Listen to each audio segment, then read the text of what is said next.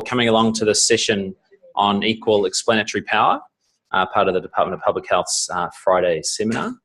My name's Jason Gurney. I'm a Senior Research Fellow here in the department, and I'm joined today by Bridget, Robson and James Stanley. We're going to kind of do a bit of a group discussion today about Equal Explanatory Power, the what, why and how. So I just wanted to give you a little bit of background information about sort of where this seminar series sort of came from. So this is the first in a group of seminars that we wanted to run that are dedicated to tikanga Māori. So tikanga Māori research practices, but also as we go on, things around teaching and supervision as well. So back in March of this year, I was appointed as the research portfolio leader for the department. And one of the sort of jobs that came under that role was Richard Edwards and Di Safadi, our heads of department, were very keen to for our department to show some leadership around tikanga Māori. So as part of that, we developed, myself and a small tikanga working group developed a series of 15 initiatives. So things to sort of start chewing on, if you like, around incorporating tikanga Māori as part of our daily practice in the department. And so this is the kind of list that was sent out. It's just a one-pager that shows sort of the 15 initiatives that we're working on. It ranges in size. So for example, that first one is people who are at the departmental meeting this morning know that, for a series of months, a number of months now, we start all of our department meetings with a waiata. So we all stand up and we all sing Te Aroha. I think most of us know the words now, which is quite useful. And that's a really nice way of starting our departmental meeting, and I think most would agree it sets a nice tone for the rest of the meeting as well. So that's just something little that we do. We also have a marae visit coming up at Takapuwahia Marae. The whole department has been invited out on the 22nd of November to go out to Takapuwahia Marae and have a great day out there, hui out there. Also things around changing email signatures, which I'll talk about a little bit in a second. We're currently reviewing the departmental handbook through a tikanga Māori sort of lens. And also doing some work around organising a process around translation from English to Te Reo Māori to help researchers in the department to get that sort of stuff going. So part of the initiatives one of the initiatives that we want to do was to implement a tikanga Māori series of Friday seminars, and that sort of grew out of an idea that was shared at a session that Bridget led as part of one of our departmental meetings earlier in the year. We were talking about what sort of things we can do as a department. And one of the ideas was to get more information around sort of kaupapa Māori research methodology, so Māori-centred research methodology. And that sort of, this seminar series, if you like, of tikanga Māori seminars sort of grew out of that idea. And this is just the first in that series. Early next year, we're going to switch to more of just for one seminar, switch to more of a teaching supervision focus. We've got Joe Baxter coming up to share information about how to recruit, help support Māori students. So that's going to be really interesting as well. So just very, very quickly and briefly, so we're on the same page. What is tikanga? Well, in a nutshell, tikanga loosely translates to the Māori way of doing things. And as a department who is committed, as we absolutely are, to improving health outcomes for Māori, you only have to look at our grants, our outputs, our conference presentations, all the things that we're involved in have a very heavy focus on improving health outcomes for Māori. Incorporating tikanga Māori practices into our daily operations should really be a bit of a no-brainer. And some of these things are very little. So we had a guidelines document circulated about a week or so ago, actually as part of Te Wiki o Te Reo, around just changing our email signatures, how to incorporate Te Reo Māori into our email signatures. And I think we all learned things from that. I learned from Bridget that, hey, how about putting the Te Reo Māori first instead of second when you're putting things like your position and your title. Just these little things that seem like small nuances, but actually add up. They all add up to quite a big thing. So these things takes 5 minutes to change your email signature. But if we all had lovely, beautiful email signatures with Te Reo Māori built into them, it sends a pretty clear message in terms of our direction as a department. And some of them are bigger. So for example, this marae visit we're doing on the 22nd of November, that takes a lot of planning, takes a lot of logistical organisation, and those sorts of things. So that's a little more work, but certainly will be worthwhile in the end. And this one around doing Friday seminars is somewhere in the middle in terms of how much work's involved. So the title of the presentation today is Equal Explanatory Power, the what, why and how. And I'm very, very lucky to be joined by Bridget and James, who are absolutely perfect people to be speaking about this topic. What we wanted is sort of a multi-dimensional presentation.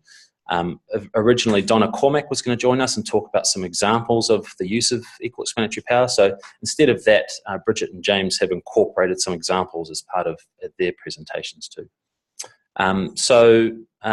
Firstly, Bridget's going to give an overview of equal explanatory power and why it's so important. And then James is going to discuss equal explanatory power from more of a statistical perspective. And as I've said, we're going to share those sort of case studies of work that's effectively used equal explanatory power. And there'll be time, I'm absolutely certain there'll be time at the end for questions, discussion, conversation around equal explanatory power. So I hope you all get as much out of this presentation as I'm sure I will. So without further ado, Bridget, would you like to come up and talk?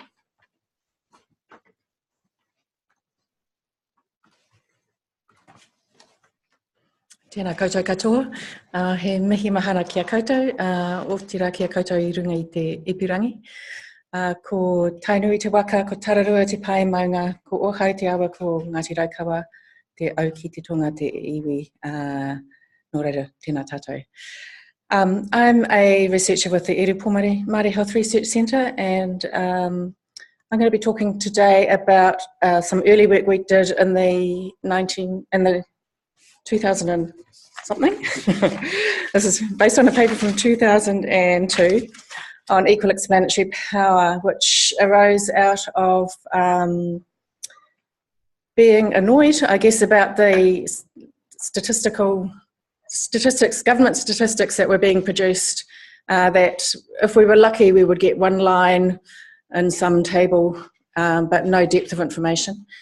And the New Zealand Health Survey, to that point, hadn't sampled a sufficient number of Māori to be able to answer some key research and policy questions. So we were commissioned by the Ministry, by Public Health Intelligence, to write a paper about this and put it up to them, and they accepted the principle of equal explanatory power, which was great. So I'll just talk us through that a little bit. And maybe that one, yeah. So mana whakamārama. So whakamārama means to explain. And in research, we're trying to, on disparities, we are trying to understand what's going on, find explanations for these health disparities. Mana whakamārama is a principle that recognises Māori statistical needs as having equal status with those of the total New Zealand population. And it aims to generate, to support research to generate information that's at least as productive for Māori health development as it is for non-Māori health development. So it's a challenge in a country where we've got a 15% population that is Māori, and that's bigger in younger age groups and smaller in older age groups. So that varies, of course, by age. There are two dimensions that we promote to mana whakamārama. Often we're talking about just study power, having sufficient numbers of Māori within your study to answer the question. But the other dimension of it is having equal analytical power, so having Māori involved in all stages of the research, from deciding the question, designing the study and the processes, and being involved in the analysis and the explanation and meanings that come out of it. So I'll talk a little bit more about that later. So the power of definition, explanation and meaning is also what mana whakamārama is about, or equal explanatory power. And it rises, it's part of fulfilling our treaty rights, of course, which, as Moana Jackson has always reiterated, and hopefully we're starting to get the message that the treaty recognises the fundamental equality of treaty participants And he encourages us not to use the word partner, which comes out of a legal framework where you have junior and senior partners. And often I think in our research we do have that underlying concept unconsciously influencing us, I think. So Māori have the right to recognition as a people, not a minority group, not a subgroup, whose needs are subsumed by the greater good for the greater population. That's what this is about. I've got a note on language, but I think, yes. And so sometimes in quantitative research, we talk about, especially when we're trying to achieve equal explanatory power, we talk about oversampling Māori, so taking more than 15% of the population, say. And that can be annoying to some of us because it's, in equal explanatory power, we're thinking of Māori as a whole population. It's about sampling appropriately to get the information that we need for our population. And it's not about oversampling necessarily. So it's really about designing the study in a way that achieves an appropriate, effective sample to answer the question for Māori, rather than oversampling. And I know there are technical issues that James is going to talk about in this later on. Oversampling is a statistical term that is has meaning. But in a theoretical position of Māori rights, when we talk about oversampling, we would say sampling 2 to 5 times as many Pākehā as Māori is also oversampling. So coming from that theoretical position here. And so it comes out of the need for good governance, the treaty right to good governance, which means, as Te Puni Kokiria said, the treaty was not signed to disadvantage Māori.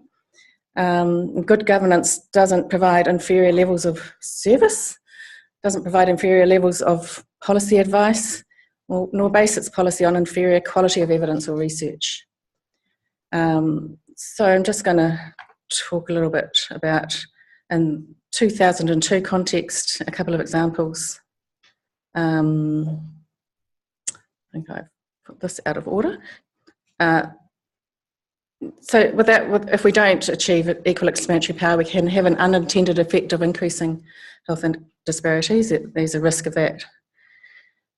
And if we take the development of the interim population-based funding formula, which was in 2001, which had a good aim, which was to fairly distribute funding between DHBs according to relative need. And I don't think many of us would want to argue with that.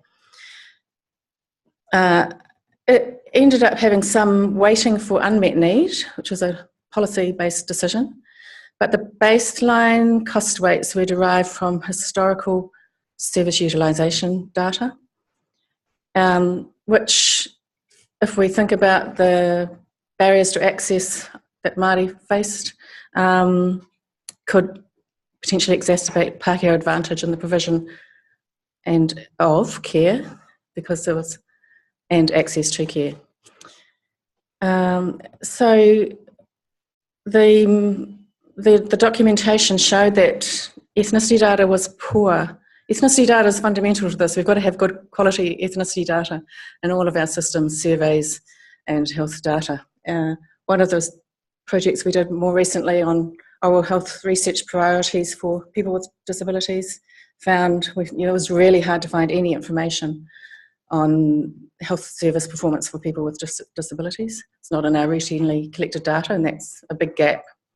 Anyway, at that time there was also no ethnicity data, or there was very poor ethnicity data in the primary care sector and in the disability service sector. So that affected the way the population-based funding formula was developed. It meant there were no weights for Māori in the disability support funding, because there was insufficient data by ethnicity. But we knew from the disability survey that Māori were more likely to have multiple needs, multiple disabilities and higher unmet need. And the baseline primary care funding that was derived from age sex data for the total New Zealand population, which has a very different population shape to the Māori population. So primarily this basic, really important formula was produced out of data that was total population based, reflecting predominantly the Pākehā population. And I don't know how much it's changed since then. But this was just an illustration of what happens when we have unequal explanatory power and built into our data sets and not accounted for in the way we develop our policies. The other thing that was happening at the time was that ethnic disparities in health were being reported without trying to get underneath them. And so that leaves them as seen as natural and can risk deficit model interpretations of those. It's Māori bad people for doing something or other. We didn't have good socioeconomic tools until the NZ Index was developed and the SEI. And in the early 1990s, we had a government that was interested in, had a philosophy of, I guess, privatisation of service. And Māori had twice the hospitalisation rates of non-Māori, and were talked about, the discourse was that Māori are overutilising hospital services, attending too late, using A&E too much, should go back to primary care. And there were policies developed at that time to discourage the use of hospital services, restricting A&E hours, starting to charge for outpatients and fee-for-service after hours. But with the development of the deprivation index, Westbrook and some of us, other studies, found once Māori and non-Māori were stratified by socioeconomic status, non-health data, hospitalisation data, at each level of deprivation, Māori were receiving lower levels of intervention. Well, this was a heart disease paper. And so underutilising, not overutilising data. So this is about, if we don't have if we're not interested enough in what's causing our disparities and looking underneath, we're going to come up with policies that don't reflect something that's going to work. And we also have to have sufficient data to be able to analyse ethnic disparities by deprivation in whatever projects that we're doing. We've got to be able to look beyond just getting enough numbers for Māori and non-Māori. So our sampling power calculations have to go beyond just looking at Māori and non-Māori. Just some examples of recent studies that have aimed to have and successfully achieved equal explanatory power. Suzanne Peterma and co ran the Hawara Manawa Heart Health Study. And the things that made them successful, the characteristics that made them successful were that they collaborated with local peoples, iwi authorities. They ensured that Māori beliefs, values, experiences were central to the research. They had culturally appropriate processes, including making sure the gowns that you had to wear for when you're examined were large enough for all of us, and you didn't have to get embarrassed. You'd feel safe. There were all sorts of really useful research processes in there. Growing up in New Zealand, had a good recruitment of Māori by having cultural advisory groups in their study regions. This is from Sarah Jane Payne's paper. And who advised about having appropriate engagement processes. We've got to be thinking about these before we start any of our research design. It's got to be built into the funding. It takes time, it takes resource, and it takes lots of people. Lilac's study of people living in an advanced age, engaged with iwi authorities also, and Māori health provider groups prior to starting. they had a really strong Māori advisory group, joint Māori and non-Māori research leaders and researchers. And this is all around developing meaningful relationships. Kaupapa Māori research is around this. This is really central to Kaupapa Māori research, having meaningful relationships that benefit the participants and the communities they come from, and the researchers will benefit as well. The research will benefit from having these sorted out right from the beginning. So equal explanatory power is around having good research processes, not just enough numbers.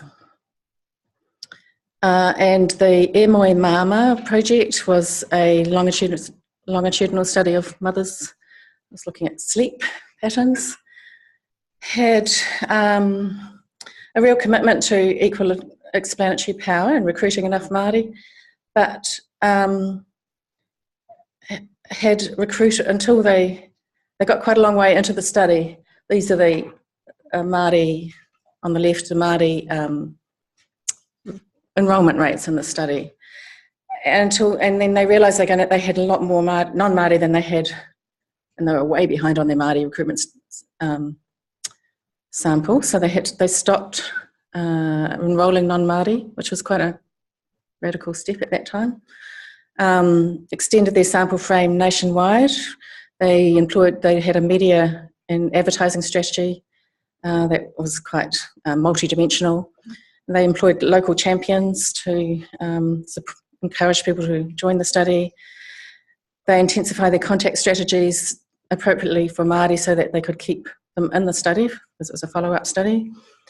They kept monitoring and modifying their recruitment approach, and they really worked hard on these values of practice, whanaungatanga, manaakitanga and kaitiakitanga, making sure the data and the women were well cared for in the study. And they achieved a 92% Māori retention, which was fantastic. They still got nearly twice as many non-Māori, but they got a significant sample of Māori women joining. And that commitment took a lot of extra resource time and energy, creative energy, to be successful.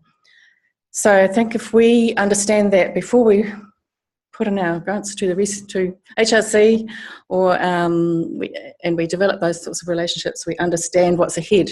If we have a commitment to equal explanatory power, then it's going to have a much better chance of succeeding. So, as I mentioned before, those studies had equal analytical power in their research teams and in their communities of practice. I think this is equal explanatory power can only work if that complex interplay between the researcher and the research is thought about carefully. It can affect the validity of the research and the interpretation of the results. So we need the numbers.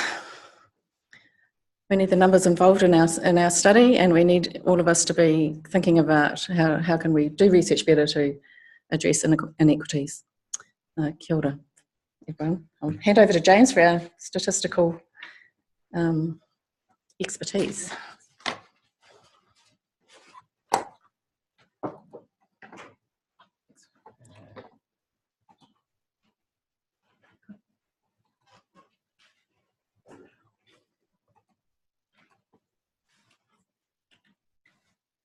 Kia ora koutou, ko James Stanley Takawingwa. I'm a biostatistician here on the Wellington campus. So I'm going to talk about equal explanatory power from a statistical point of view, give you a few examples, talk about some of the implications of aiming for equal explanatory power, and implications as well from what the results are of taking equal explanatory power perspective. So from a statistical jargon point of view, and I'll try to stick away from jargon, we can think of equal explanatory power really as being a form of stratified sampling design. So strata in a statistical sense are groups who we are interested in, and stratified sampling is where we're recruiting people based on their membership of those groups. So in this particular example, we're talking about stratification by ethnicity, but a particular study design might also be stratified, say, by age or by region and so on. So the principles are the same. Here we're taking an ethnicity focus. So we've used the word power so far to talk about what we're doing with equal explanatory power. In statistics, when we use the word power, we're usually talking about comparisons between groups, so formal statistical testing and p-values and so on. So for instance, if we're interested in difference in risk of post-operative mortality by the type of surgery performed, that's a scenario where we might be performing those direct comparisons and be using things like p-values, among other tools, to consider what are differences between groups. It's also useful, though, and especially in the context of equal explanatory power, to think about what I'm going to spend a bit more time talking about now, about precision from a statistical point of view. And precision is really about the quality with which we have used our sample data that we've collected to draw conclusions about the population. So usually we're not really interested in the group of 400 or 1,000 people who are in our study. We're interested in what those 400 or 1,000 people can tell us about the population in the statistical sense, the population from which they've been drawn. And precision, which is usually reflected in confidence intervals in formal statistics, is about how good a job have we done using our sample of estimating, in the technical sense, estimating what is going on for the population we're studying. So, for instance, we might be interested in, say, the annual rate of high-risk surgeries amongst the Māori population. So, in terms of implications of aiming for equal explanatory power, as a general rule for statistical analysis and study design, anything you do in the design phase of a study, and especially in the sampling phase of the study, should be reflected in the analysis phase of the study as well. So this is true for high-level design issues. If you're familiar with cluster randomized trials as opposed to individually randomized trials, these are studies where, for instance, you might randomize GPs to receive particular training or to not receive particular training, and then every single patient who's seen by that GP is effectively exposed or unexposed to the intervention. So it's important in that setting that we need to account for the clusters in analysis. So the fact that these 10 patients over here were all seen by the same GP and these 6 patients over here were all seen by a different GP.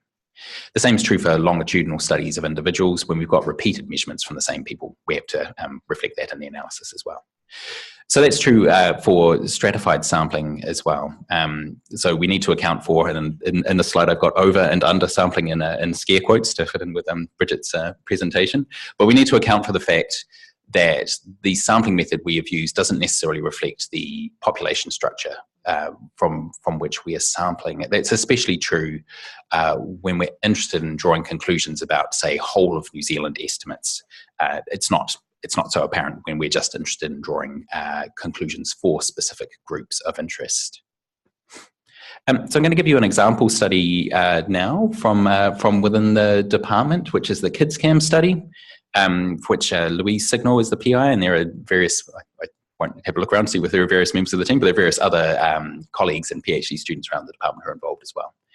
So the KidsCam project, we had children in the study who wore cameras which took photos at 7-second intervals, and the main aim was to quantify the level of exposure to food marketing in children.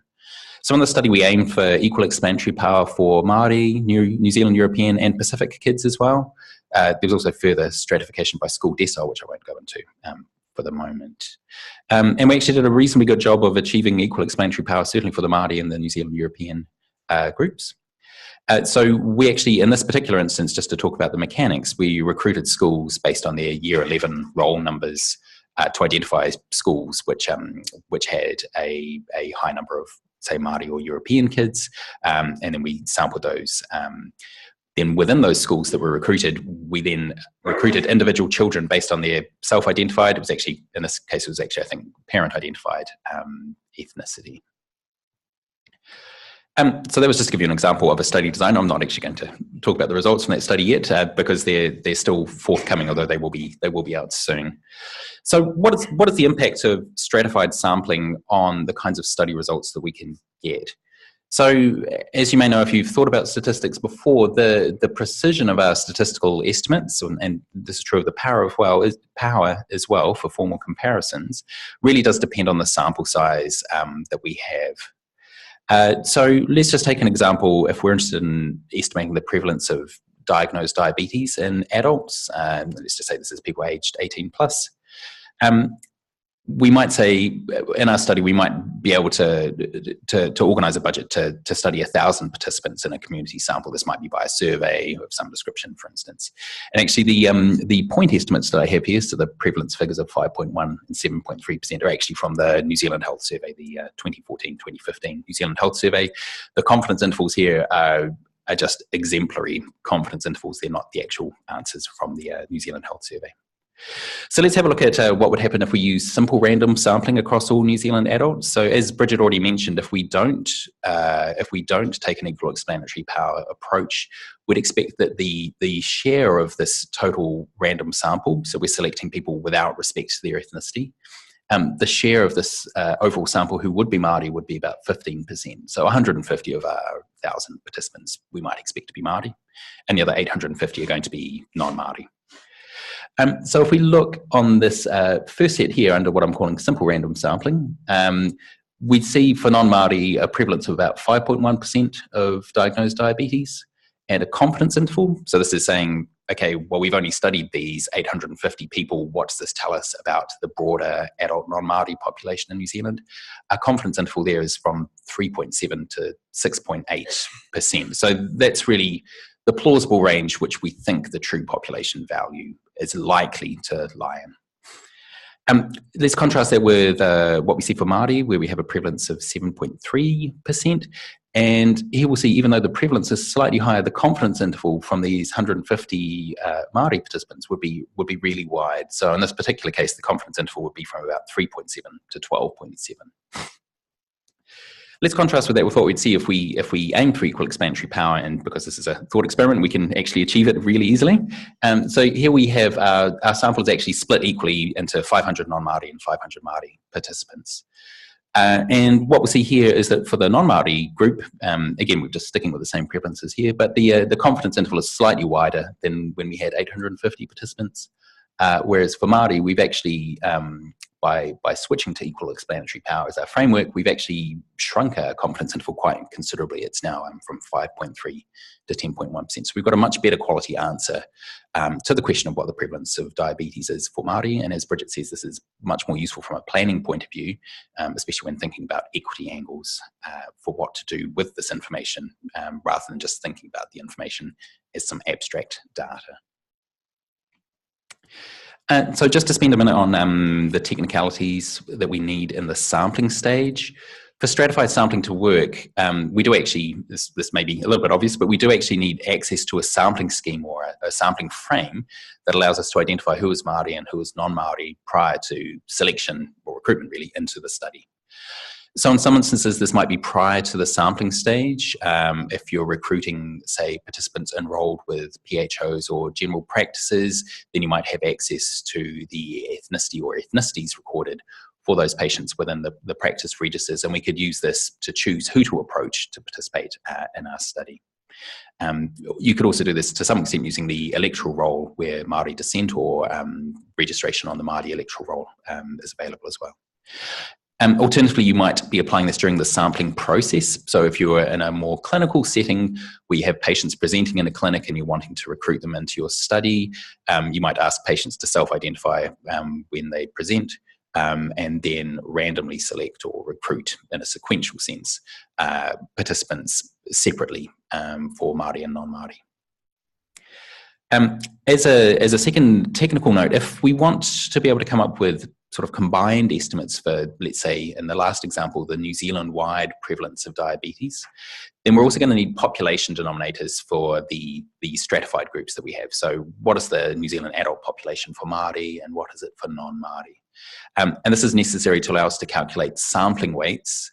That mean when we come back to our analysis to come up with that total answer, so to speak, we can account for the fact that actually we may have 500 Māori participants and 500 non-Māori adult participants in our study, if we want to know what the total New Zealand estimate would be, we need to re-weight those so that it looks more like a sort of 15%, 85% split as is happening in the general population. Those weights aren't really needed if you're only interested in only reporting the stratified estimates, because they're not relevant for the stratified estimates. So what are the statistical costs and benefits of taking an equal explanatory power approach? The main benefit, and the whole reason we're doing this, is that stratification by ethnicity is going to achieve more precise estimates for Māori than we could have achieved using that simple random sampling approach. So that's precise again in the statistical sense of getting a better estimate of what the population value is based on our sample data. And in terms of how that operates, we're really talking about a narrower confidence interval there. The trade-off, I'm calling it a trade-off here really rather than a cost, is that we will tend to get reduced precision for our combined estimate when we're looking at, say, the New Zealand-wide estimate, compared to if we had a simple random sample. I've got an asterisk there because that's not necessarily true. It does depend on the outcome to some extent, so it's an oversimplification. The other trade-off is that we're going to have reduced precision in our non-Māori group compared to if, say, we had 850 non-Māori participants. But the impact of that's going to be constrained, and this is really because as we get bigger and bigger sample sizes in a study, you get diminishing returns in terms of the power or improvements in precision you get with that. And we've already seen that actually. This is just the same data as before, but when we had 85% non-Māori and 15% Māori, you can see here on the right-hand side of this figure, I've just, as a rough indicator, just indicated what the width of the confidence interval is. So the confidence interval was 3 percentage points wide for non-Māori in that setting, but 9 percentage points wide for Māori when we only had 150 Māori participants. With the stratified sampling, there hasn't been a huge decrease there hasn't been a huge widening of the confidence interval for non-Māori. It's gone from 3 to 4, but the net impact of equal explanatory power is that we've had a really substantial improvement in our confidence interval for Māori. I'll just note that even though we've got equal sample sizes here for non-Māori and Māori in the second scenario, the confidence interval is still wider for Māori, and that's simply a function of the underlying data. If you've got a higher prevalence or a prevalence that's closer to 50%, the confidence interval will always be wider. So that's nothing about our equal explanatory power. That's just because prevalence is higher for Māori in this scenario than it is for non-Māori. So what are the implications from a planning or sample size point of view? Just as a prelude, when we're looking at sample size calculations for a sort of single group or total population study, you might say set up a study to have a particular precision. So you might say, well, for our estimates of prevalence, we want our final answer to have a confidence interval that's no wider than plus or minus 5 percentage points. The rough rule of thumb I keep in my head for that is that needs about 400 participants in your study. If you're comparing groups, it's much more complex than this, and we won't go into that now. In an equal explanatory power framework, or for any stratified sampling approach really, we really decide on the precision or power that we want within each of those groups. And equal explanatory power means we want equal precision in each of those groups. So what we're really doing at that point then is calculating the sample size to apply within each group. So if we decide, well, for Māori and for non-Māori, we want a confidence interval that's no wider than plus or minus 5 percentage points, that tells us we need 400 participants in each of those groups, and so 800 participants in total. You might be happy, or you might be structured from a study point of view to only be able to achieve a less precise estimate in each of those groups, but the principles are still the same. So I just wanted to finish up with a couple of notes of when attempting to adhere to a strict definition of equal explanatory power might actually be counterproductive. And I wanted to mention this mainly because here at the University of Otago, Wellington, and the Public Health Department in particular, we do a lot of work which is secondary analysis of existing data. Whether this be, say, using routine health data sets like the National Minimum Data Set for hospital admission data, mortality data and related other data sets, or whether it be secondary analysis of existing large-scale surveys such as the New Zealand Health Survey, which Bridget has already mentioned, a survey run by the Ministry of Health nowadays on an annual basis. So we can really consider these sources to have fixed sample sizes. There's nothing, we can't go back and magically add another 20,000 Māori patients who were hospitalised for a particular condition last year, thankfully. And the same is true for the New Zealand Health Survey. The data's been collected and the data is is what it is. So from a statistical and from a research point of view, there's actually no benefit in restricting the sample size for non-Māori just to achieve equal numbers. You are essentially jettisoning information that may or may not be useful. But more importantly, you can still adhere to the principles of equal explanatory power in these settings. And this comes back to the principles that Bridget was talking about earlier as well, because we can actually set our sample size to be able to adequately address the research question for Māori, which is the whole point of equal explanatory power, having a sufficient and useful answer for Māori. And you might do this, say, by extending the study period. So you might look at hospital admissions for cardiac conditions over a 2-year period rather than a 1-year period to get more patients through. Or, say, expanding the geographical scope of your study if you're recruiting people through primary care practices, for instance. And then from that point of view, the additional sample size you're getting for Māori is a bonus. For non-Māori is a bonus rather than an inherent feature of the data. I'll just mention there'll be some exceptions for this for related situations where, for instance, you might be doing some notes review on top of the routine data collection, where there'll be a sort of per person cost of getting those notes, reading those notes, and making the decisions you need to make on that. And from that point of view, an equal explanatory approach, where equal explanatory power approach, where we're selecting equal numbers of Māori and non-Māori for notes review, would be preferable. So I'm just going to finish up with a quick note about a second study. This is work where the papers are currently under review for projects being led by my colleagues Ricky Harris and Donna Cormack. And these are all studies looking at the impact of racism on the health of adults. So in these particular studies, we're using cross-sectional analysis of existing data from the New Zealand Health Survey and from the General Social Survey, which is a Statistics New Zealand it's not posting, it's a New Zealand-wide survey of attitudes and behaviours. The New Zealand Health Survey, as Bridget's already mentioned, nowadays does recruit a higher number of Māori participants relative to the share of the population to get that sufficient evidence for Māori. The General Social Survey, on the other hand, does not. The proportion of Māori participants, I believe, is equivalent to the general population spread. So, as I've already said, it's not possible really to increase the size of Māori groups in these completed surveys.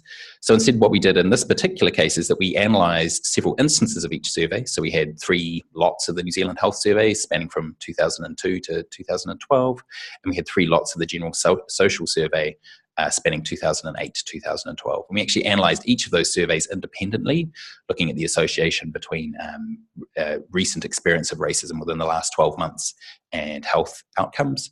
And then we combined the results across those survey instances using meta-analysis. So this was really useful actually in the main instance for getting estimates of the impact of racism on health stratified within each ethnic group. So what is the impact of racism on health for Māori? What is the impact of racism on health for Pacific? And also what is the impact of racism on health for European individuals as well? And there's not a huge difference actually in the impact of racism on health in each of those groups.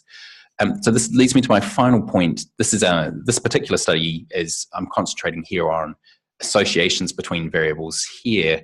And it's important when we're looking at stratified estimates of association. So in this particular case, even though there may not be a differential impact on your health if you're exposed to racism, regardless of your ethnicity, adjusted for other confounders, the really important thing to mention is that actually the burden of that exposure of racism isn't equally distributed across those groups. It does fall disproportionately on non-European groups. So the net impact of racism on people's health is going to be disproportionately felt by Māori and Pacific and Asian people in New Zealand. And the same is true, just coming back to the surgery risk example, that even if the risk of perioperative mortality for a particular condition might be the same for Māori and non-Māori, hypothetically, this is hypothetical, hopefully Jason will be doing this study in the near future. So even though that risk might be the same once surgery has begun, there might be a higher need for access to inherently high-risk surgery for Māori compared to non-Māori, which would lead to health inequities because you're sort of preloading who is moving to that situation. So that's all I'd like to say. I'd just like to acknowledge Louise Signal and the Kids Cam team, and Ricky Harris and Donna Cormack and the Health Research Council who funded both of ththose studies. I should probably also acknowledge my colleague Gordon Purdy, who I think was involved in the original work that Bridget was talking about for the paper for the Ministry of Health. Thank you. We all thank Bridget and James.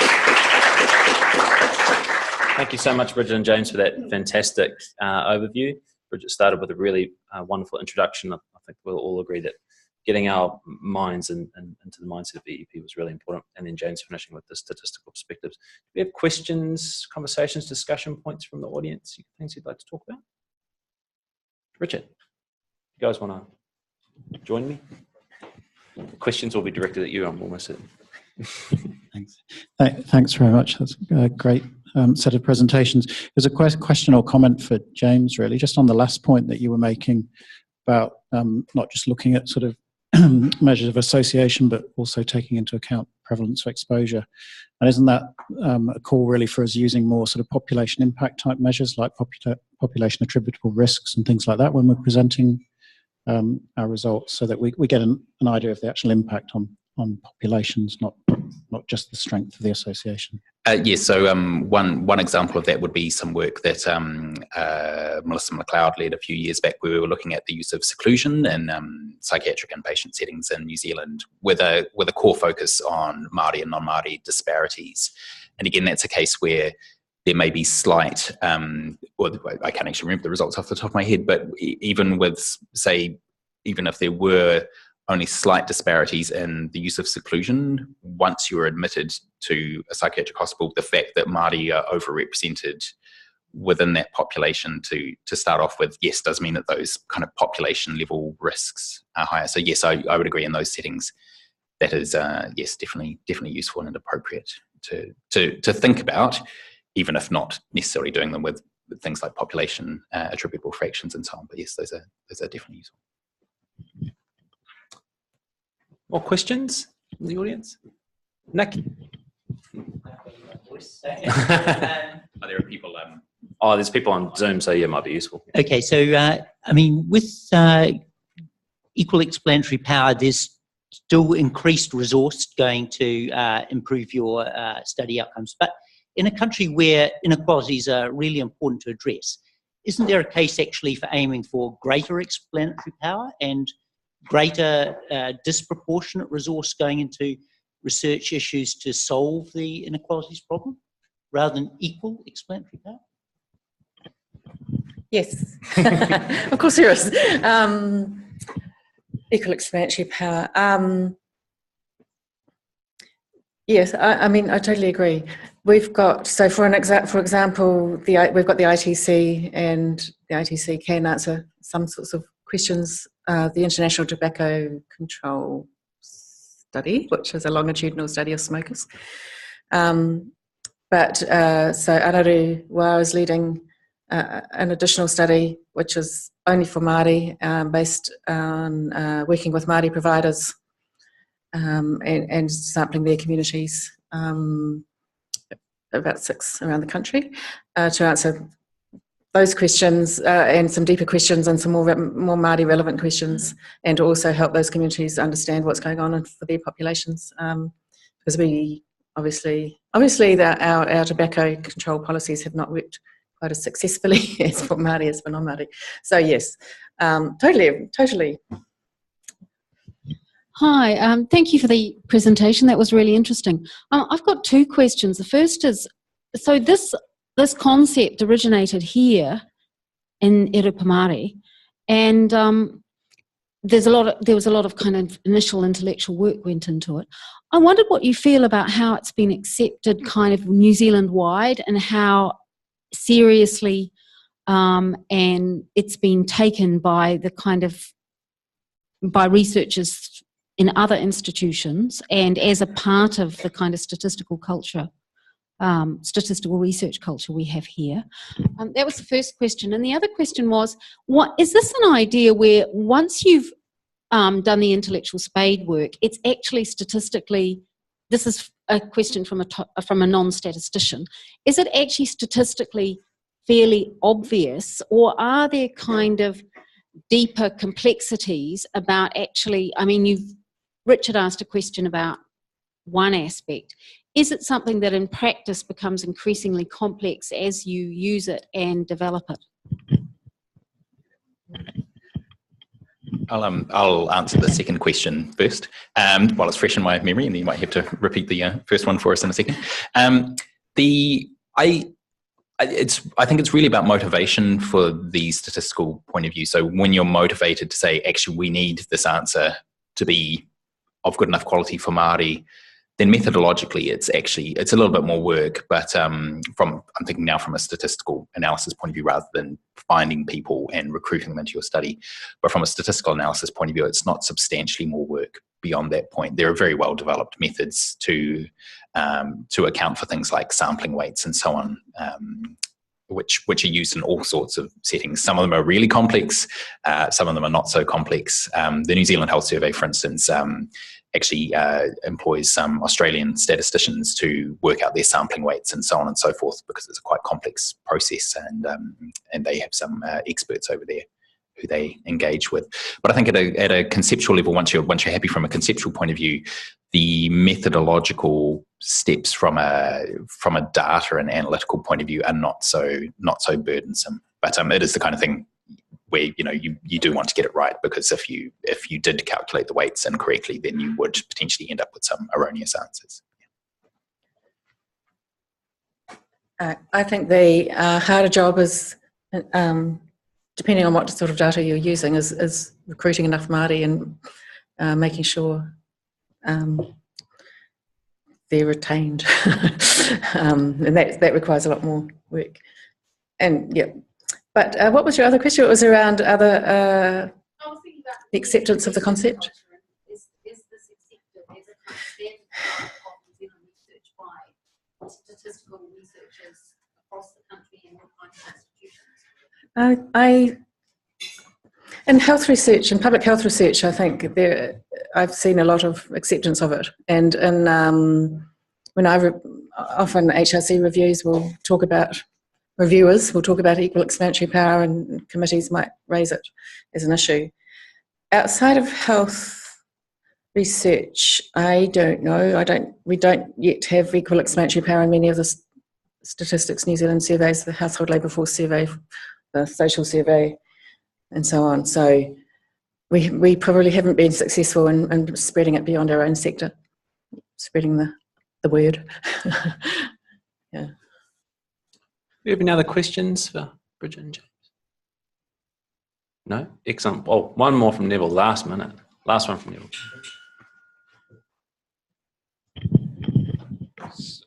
So it was, thanks very much for a really nice presentation. I was interested that we've now expanded beyond Māori, non-Māori for most of our studies to looking at total ethnicity, where people can be in both the Māori and the Pākehā, and especially Māori and NZ European categories. If people have multiple ethnicities, we count them in both. Have you, how would that affect equal explanatory power, or have you any thoughts on how that should be viewed? I'll just mention from a pragmatic point of view, in the racism and health studies as the example that's foremost in my mind at the moment, we kind of use, so for people who aren't familiar with total ethnicity, in New Zealand health stats, we sometimes use what's called prioritised ethnicity, where people are identified based on a priority schedule. So people who self-identify as Māori and Asian, for instance, will be counted under Māori, but not under Asian. And the order goes from Māori, Pacific, Asian, other ethnicities kind of in the middle, like Middle Eastern ethnicities, and then European at the bottom. Total ethnicities, where you're essentially counted in each of those groups. So someone who was identified as Māori and Asian and European, who identified themselves as that, will be counted in each of those three groups. In the racism and health study, we actually have been using what we call a modified total ethnicity approach, where the European group is actually a European but non-Māori, non-Pacific, non-Asian group.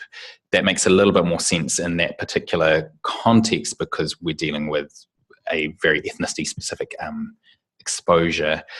So that was a very long prelude to saying, no, I haven't really thought about it an awful lot. But that is currently what we're doing in that particular setting, where we are interested in reporting prevalence estimates and associational estimates on a sort of total ethnicity approach. Yeah, and it's partly because when we're calculating, say, rate ratios or similar such things, we do need to have a mutually exclusive comparator group when we're looking at ethnic disparities, as you'll be aware. I'll see if Bridget would like to add anything. I think it all depends on the question that you're asking, and your ethnicity data is quite complex, and it needs to be adapted to the question. Yeah. Anything else? Excellent. Then please thank Bridget and James again, and thank you all very much for coming. Thank you very much.